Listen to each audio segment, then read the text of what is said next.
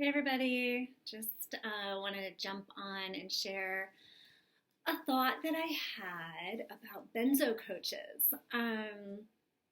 Being that I've been around for a few years now, I've seen and I've worked with a lot of benzo coaches. I've seen a lot of people like crop up and call themselves benzo coaches, and just wanted to share a little bit about my thoughts about this. A couple of things that I personally have looked for in a benzo coach that I might suggest that other people, and then maybe some things to like steer away from. And this is just my 2 cents. I am not a benzo coach. I do not want to be.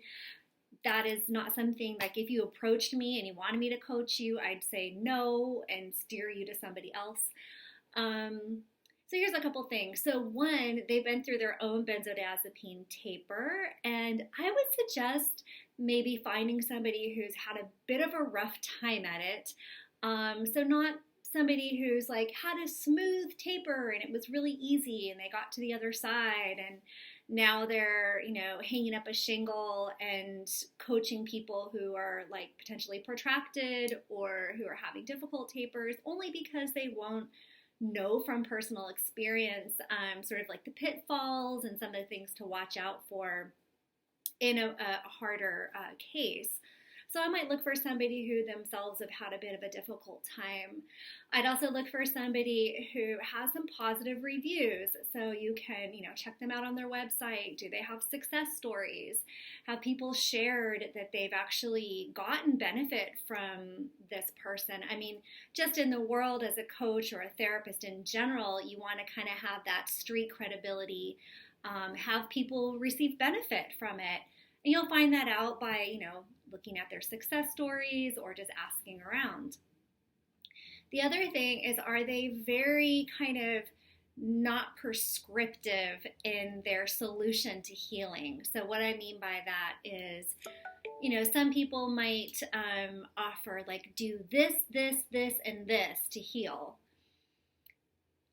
I would suggest maybe working with somebody who has the premise of we are all different, your mileage may vary, you can try something although it may not work for you. I would veer away from people who say they know how to heal, they know what you need to do if you only do this, or if you only do that, or if you take this out of your diet, or if you do this other thing, add this thing in, that you will heal.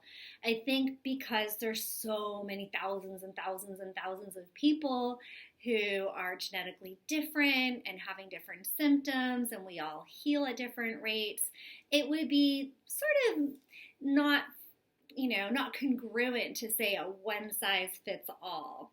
So just kind of take that in mind as you look for your benzo coach. I would also recommend to find someone who seems really solid and stable in their knowledge base around benzodiazepines and other medications.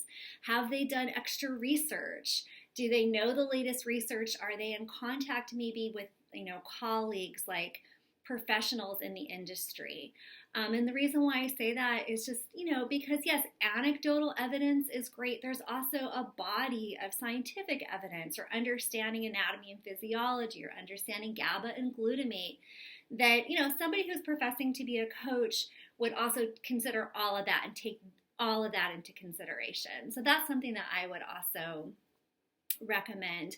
I might look out for people who kind of seem like they're snake oil salesmen who are, like maybe they're still tapering and they've decided to make money by being a benzo coach, and so they're coaching other people, but they haven't actually completed the journey yet. I might stay away from them.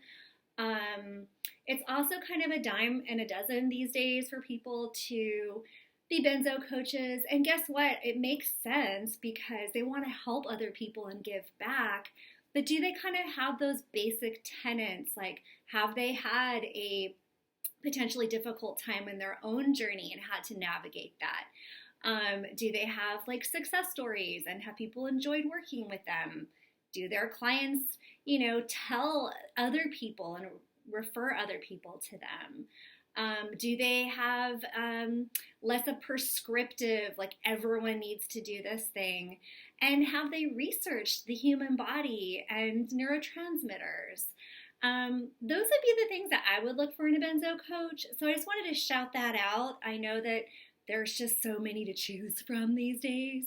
Um, that's just because I've been around. I've seen some people just kind of pop out of the woodwork and start charging for sessions. And I just wanted to say there are some OGs out there who have been doing this for a long time, and you might want to contact them. I'm not naming any names. You must do your own research, but that's my 2 cents. Peace, everybody. Hope you're doing well.